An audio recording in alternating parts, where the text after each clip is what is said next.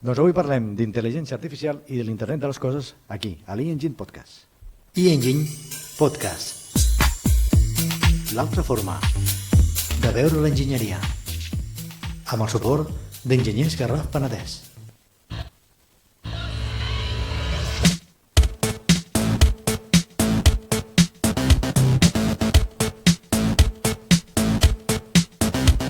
Doncs per parlar d'enginyeria i per parlar d'intel·ligència artificial i per parlar d'internet de les coses tenim amb nosaltres el Martín Longobuco. Què tal, Martín? Què tal, com estàs, Xavi? Benvingut un dia més aquí a l'E-Engine Podcast. El que volem avui és barrejar dos mons. Barrejar la intel·ligència artificial, que ja havíem parlat un dia d'intel·ligència artificial, amb l'internet de les coses, amb l'IoT. És un punt tan important com sembla? Sí, que ho és, i tant. I tant. I t'explicaré per què crec que és tan important. Donaré la meva opinió.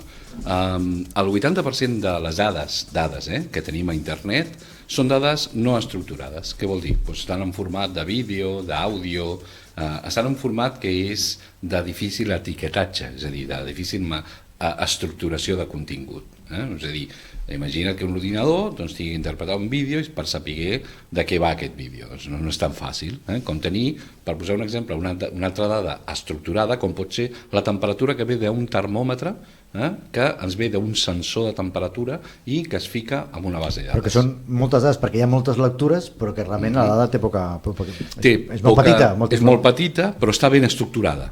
I fins i tot compleix la regla de les 5 Bs, les 5 Bs baixes del Big Data. Explica'm aquesta regla, va. Aquesta regla és brutal. Aquesta regla el que diu és que perquè tinguem una base de dades que sigui realment una base de dades de Big Data, ha de tenir primer veracitat, és a dir, s'ha de verificar realment que la dada és correcta, ha de tenir velocitat perquè ha d'anar molt ràpid, ha de tenir un cert volum, ja portem 3 Bs, 3 Bs baixes, un volum, perquè si no, no és Big Data, ha de tenir també, podem dir, un valor que és molt important. Llavors vol dir que les dades tenen que tenir un valor, vol dir que tenen que ser útils per fer coses, i després, per últim, aquestes dades han de ser unes dades que es puguin processar de manera correcta i puguin generar, podem dir, una mena de, diguem-ne, de font o de matèria primera per recolzar altres tecnologies. Que es puguin fer servir al final. Sí, correcte. És a dir, clar, quan el que dius tu, tenim un sensor de temperatura, un sensor d'humitat, el típic, no?, quan es va començar a fer coses d'IoT, allò va generant una quantitat d'informació en minuts, en hores. Però de fet va generant dades. Aquestes dades, quan les processem, és quan tenim la informació. I una vegada tenim la informació podem prendre decisions. Llavors aquesta és la relació que hi ha entre l'IoT, que és l'internet de les coses, i la intel·ligència artificial, que l'IoT genera moltes dades estructurades que faciliten molt a les models d'intel·ligència artificial per poder crear models predictius, per fer prediccions.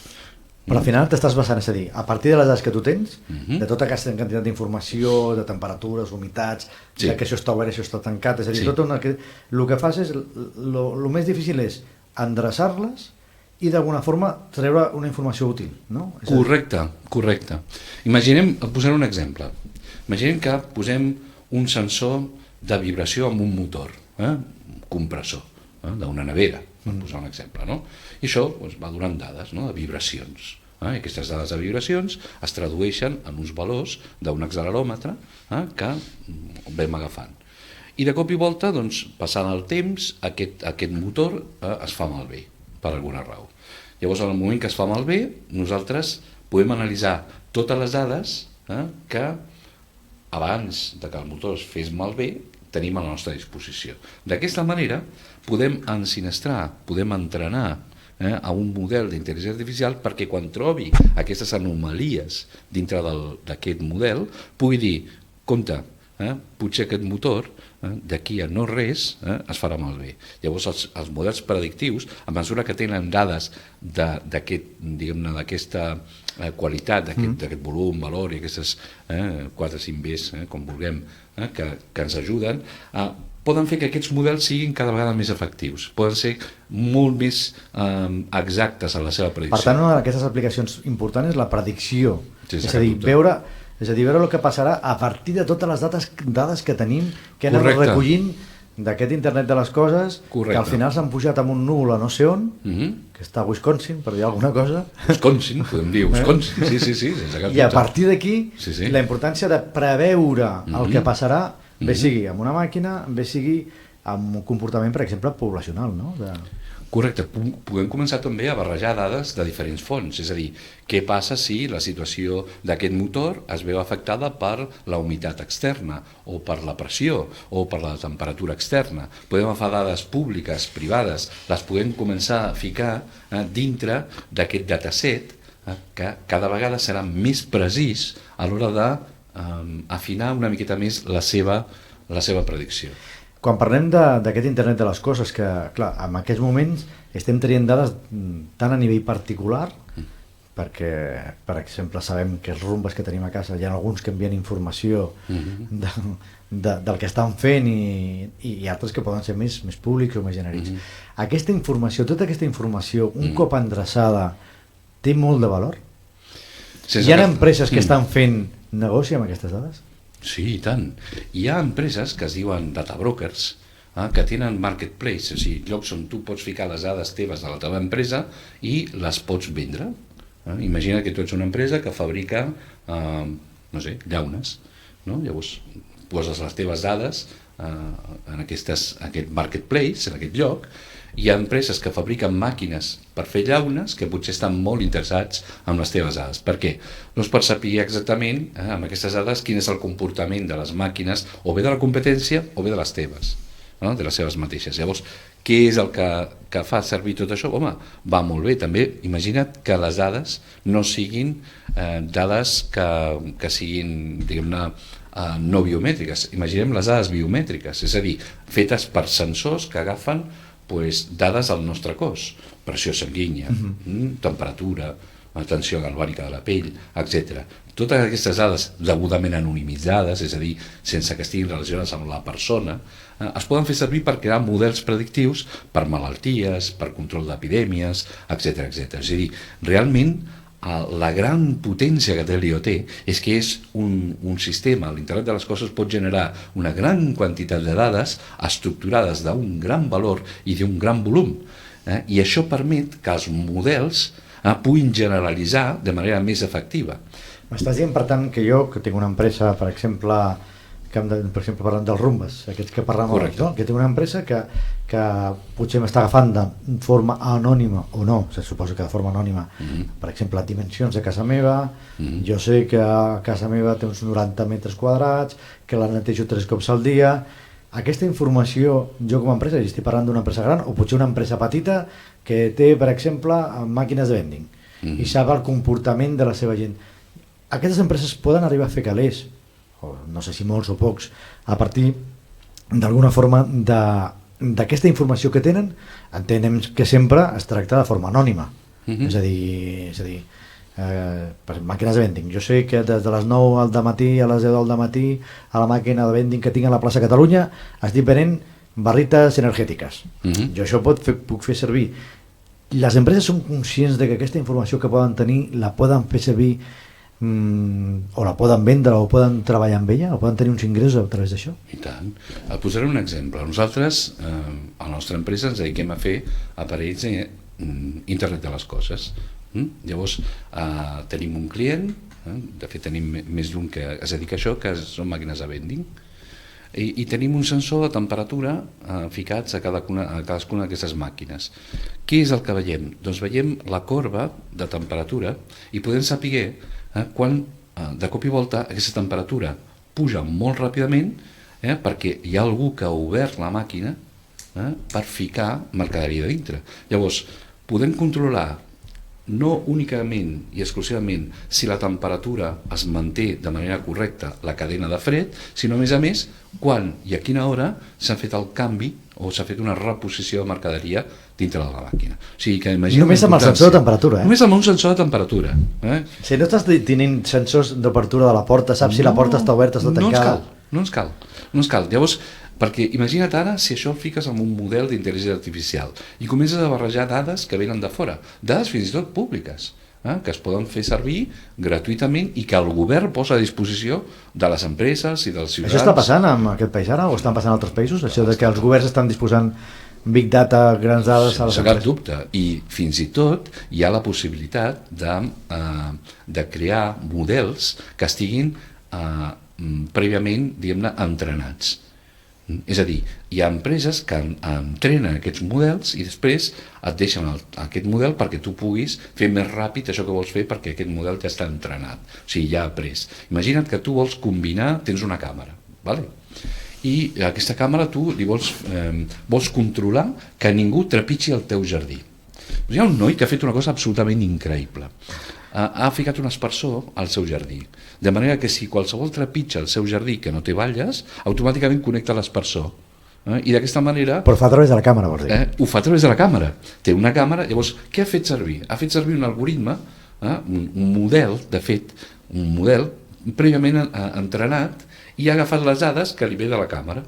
Ha permès d'aquesta manera que la seva càmera pugui reconèixer persones i a més pugui reconèixer un límit. I amb aquesta combinació l'únic que ha fet és una seqüència condicional que qualsevol que passi d'aquest límit activa un accionador que és una vàlvula, una electrovàlvula, i automàticament connecta l'aspersor. I amb això s'ha estalviat la gent. Però és que això... I els gats. O sigui, i els gossos. O sigui, té controlat això que sembla doncs, un camp de mines. Clar, el tema és que jo crec que és una mica el canvi de paradigma d'això, no? És a dir, abans això que volíem fer es podria haver fet, però haurien d'haver posat uns sensors d'infrarrojos, uns sensors de pressió, tota una sèrie de sensors i una electrònica que ara d'alguna forma la tens tota amb una càmera, és a dir, la càmera, és com si tens una persona vigilant, no? Sí, la visió artificial ha començat, no té límits, I això és el producte d'haver investigat com nosaltres veiem, quins són els algoritmes que fem servir per veure. I això va crear un tipus de xarxa neuronal molt interessant, que són les xarxes convolutives. Realment aquestes xarxes van començar a especialitzar-se molt al tractament i processament d'imatges. Són xarxes neuronals, que vam parlar precisament a la primera sessió que vam tenir d'intel·ligència artificial, i aquestes xarxes permeten, aquests models desenvolupats amb aquest tipus d'algoritmes, permeten el reconeixement d'imatges, però amb un nivell d'efectivitat que quedaries parat. És absolutament increïble. Això va lligat directament amb el reconeixement facial, no?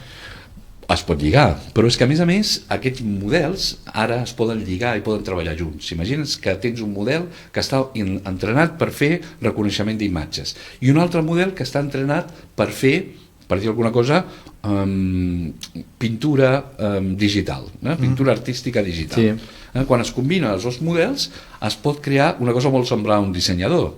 Si això a més li afegeixes un sistema de processament de llenguatge natural, tu li pots dir agafa'm el meu gos, li treus una foto i sisplau me'l fiques en un paisatge del Pirineu, i tot això t'ho pot fer, combinant diferents models diferents... M'estàs dient per això, tornar una mica amb el noi aquest que ha fet el detector aquest d'imatges d'això, m'estàs dient que aquest noi va agafar un sistema d'intel·ligència artificial que estava ja entrenat, és que ja sabia el que... El va ficar en una Raspberry que té un cost de $20 o potser menys, que és un ordinador petit, al cap i a la fi. El va lligar també i combinar amb un sistema d'accionador, amb una sortida, amb un relé o el que sigui. Amb un relé, amb un Arduino, que és un altre sistema IoT molt senzill de programar. Va combinar aquest model d'intel·ligència artificial, el va executar a la Raspberry, el va connectar a l'electrovàlvula, va combinar aquesta lògica seva, o sigui, has de distingir. Però ell no va entrenar el d'això? Ja estava prèviament entrenat, és a dir, quan va combinar la capacitat de la sensòrica, en aquest cas l'IoT, que seria el sensor de la càmera, el va combinar amb el model d'intel·ligència artificial i el va connectar amb l'accionador, que en aquest cas és l'electrovàlvula, va crear aquest sistema i el va fer a casa i crec que el conjunt no li va costar més de $100, o sigui que una cosa absolutament increïble i molt fàcil de fer, no requereix massa esforç. Tot això està a l'abast de la gent, i fins de i gent tot... que ha de tenir una mica de coneixements, està clar que... Bueno. Nosaltres perquè ho veiem des del punt de vista de l'enginyeria i tenim relació amb la tecnologia de forma habitual, però has de tenir coneixements per fer aquestes coses. Correcte, depèn del nivell on vulguis arribar. Clar. Tu pots fer servir la intel·ligència artificial com una capsa negra, és a dir, jo li fico una cosa i trec una altra. Vale? I això que passa al ben mig, doncs mira, a mi em sembla molt bé, però a mi el que m'interessa és les entrades i les sortides, tant et fa el que tinguis allà dintre. Correcte. O pots anar una miqueta més lluny i pots interessar en veure realment com funciona. La tendència als enginyers quina és? A esbrinar realment com funciona. Per això ho desarmem tot i de vegades no ho tornem a fer bé, però realment la curiositat, si teniu aquesta empenta, aquesta curiositat, crec que és el moment ara per començar tot aquest món i per formar part d'aquest món que és absolutament apassionant i és una revolució que no s'aturarà mai. Jo entenc que hi ha un punt molt important d'aquesta revolució entre el que és la medicina, l'IoT i la intel·ligència artificial, no? És a dir, aquesta internet de les coses, no sé internet de les coses, sinó que serien dades que et prens de les persones biomètriques fins i tot, no? Perquè ara amb la pandèmia que tot sembla que podem tenir una consulta més o menys amb un metge i fins i tot comença a haver-hi publicitats de mútues que ofereixen consultes en directe, en videollamada, quasi de forma instantània. Clar, tot això està revolucionant perquè potser el següent pas és tenir una mini sensòrica a casa, jo que sé, m'estic inventant, no? Un termòmetre que se connecti al telèfon perquè o un petit cardiograma que se connecti al telèfon perquè la persona que t'ho puguin enviar a casa i tenir-te controlat amb tot això, no? Correcte. Posaré un exemple. Fa aproximadament ja fa 2 anys que vaig estar en una ciutat a la Xina que és absolutament apassionant, que es diu Chongqing, que vol dir doble celebració. És una ciutat absolutament increïble. I en aquesta ciutat vaig tenir l'oportunitat de veure una cosa que em va cridar molt l'atenció. Eren unes cabines d'un tamany gran, on tu et podies ficar dintre, ficaves el braç amb un sensor, en aquesta cabina et mesurava la pressió, la temperatura corporal, fins i tot et veien els ulls, feien un registre biomètric de la teva cara, i aquestes cabines et donaven un diagnòstic de possibles malalties que poguessis tenir. Fins i tot, segons com et trobés, automàticament el sistema, el model d'intel·ligència artificial es connectava amb un doctor i aquest doctor feia una videoconferència i tu tenies davant el doctor i podies parlar amb ell. Però això vol dir que està instal·lat i funcionant? En aquest moment hi ha més de 42 milions d'usuaris. A tota la Xina? A tota la Xina. És a dir, d'alguna forma estan implantant com una mena de seguretat social, entre cometes, autònoma, clar, sense metges online. Com no tenien calés suficients per ficar un petit hospital, un dispensari per poder anar allà, llavors van començar a ficar aquestes cabines. I fins i tot aquestes cabines tenen un lloc on fa dispensament de medicaments. És a dir, si tu ets un malalt crònic, et donen exactament la teva dosi, tu la rescates, això t'ho carreguen directament a la teva compte, i amb això tens prou per anar mantenint la teva salut si tens la capacitat de mobilitat suficient per poder anar allà, m'entens? Però és que fins a aquell moment ells no tenien res allà. Ja. És a dir, que això està arribant a llocs on no hi havia ni un dispensari ni metge. Dispensari, ni un poble perdut i tal. I allà a Chongqing, que és una ciutat absolutament fascinant, la tenien en modo exposició, podem dir, i vaig tenir l'oportunitat de fer-ho servir. I realment és absolutament increïble. Havies de portar la targeta sanitària d'aquí, de Catalunya? No, cobraven tot, estranger, com en el meu cas, a mi m'ho van ensenyar gratuïtament per demostrar la tecnologia que feien servir, però allà tot es cobra per codis QR, o sigui, tenen sistemes, ja la gent no porta pràcticament caix, i això és el que ens passarà aquí més tard o més d'hora, perquè la tendència és que el caix cada vegada hauríem d'escoltar també el que hi ha al darrere tot això, vull dir, el control administratiu que tenim de tot arreu. Sense cap dubte. Això jo m'estic limitant exactament al que és el model, no? És a dir, tenen un sistema sensòric que aprofita l'IoT per ensinistrar. Tu imagina't 42 milions de persones i tot això creixent. Aportant informació de forma contínua. Permanentment, de patologies, tot el que té per controlar epidèmies, per controlar malalties, per controlar el sistema de l'adherència que tenen els medicaments, els malalts crònics, que és un gran problema, sobretot els diabètics, que tenen un gran nivell de mancança d'adherència segons el tractament, si no es punxen, I això és una cosa que s'està obrint i està començant. Ara aquests experiments, podem dir, aquests models s'estan començant a fer aquí a Europa. Aplicat a l'educació, tenim exactament el mateix. O sigui, tenim sensors que es fan servir per controlar quin és el nivell d'atenció que té un estudiant a classe. No? I es fan servir càmeres per fer això. O sigui que realment s'està començant a fer servir la intel·ligència artificial i la combinació d'intel·ligència artificial i l'IoT no única i exclusivament al món industrial, la indústria 4.0, sinó a tot arreu. És molt interessant tot el que dius. Tu que has estat a la Xina i has estat un temps allà i has vist una mica... Realment ens estan passant la mà per la cara a Europa amb com estan treballant ara? O a Estats Units? O com has vist tu que has estat a la Xina això? En quin moment està? Jo he tingut la sort de poder estar tant als Estats Units com a la Xina i he pogut veure de primera mà el que s'està fent. El que realment he vist és que Europa està en una situació en què ha perdut el lideratge. O sigui, l'important jo no crec que és quedar dels primers, sinó estar entre els 10 primers. Amb això tenim prou. El que no ens podem donar el luxe és no estar al grup de capçalera, perquè si no aquesta revolució és com és com si de cop i volta, imagina't ara que estiguéssim a punt de tenir la revolució industrial i ens quedéssim aquí encara fent una economia de l'edat mitjana. Doncs és més o menys això. I ara per nosaltres és un cost absolutament increïble. Si volem agafar aquesta gent, tu pensa que a Chongqing, sense anar més enllà, es va crear un barri, Hebei, que és un barri que està a Chongqing, que és un barri que té un tamany considerable.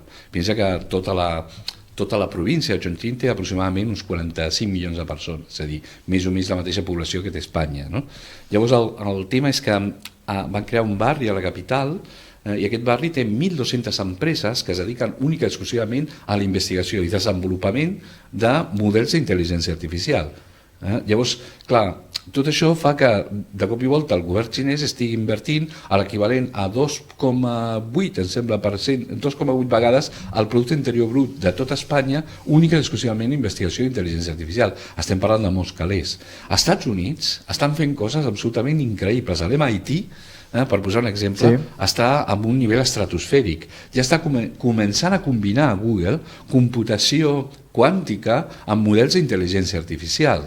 És a dir, aportar aquesta gran capacitat de computació a models d'intel·ligència artificial. Brutal. Doncs Déu-n'hi-do, Déu-n'hi-do tot el que m'estàs explicant, perquè és super interessant. I aquest punt de vista que tens tu de que has estat a la Xina, que has pogut veure una miqueta com es va desenvolupant tot plegat, ens indica una mica cap on anem, no? És a dir, que el futur és IoT, el futur és intel·ligència artificial, però jo crec que la part important és dir, escolta, controlem això una mica, no, també? Per suposat, és la meva esperança. Jo crec que a Europa ho farem, i ho farem molt bé. Doncs Martín, moltíssimes gràcies per estar aquí amb nosaltres, per parlar una altra vegada d'intel·ligència artificial, aquesta vegada lligat amb l'IoT, i segurament que es tornarem a veure, seguríssim. Això espero. Gràcies a tu, al col·legi, per donar veu a tota aquesta revolució, i tant de bo algú pugui aprofitar aquesta empenta. Martín, ens veiem. Gràcies. Fins la propera. Xavi, fins la propera. Doncs per nostra banda res més, ens tornem a trobar o a escoltar o a veure a través de les diferents xarxes on es podeu localitzar. YouTube, e-books, podcast, a molts llocs. Fins la propera, que us ho passeu bé. Adéu.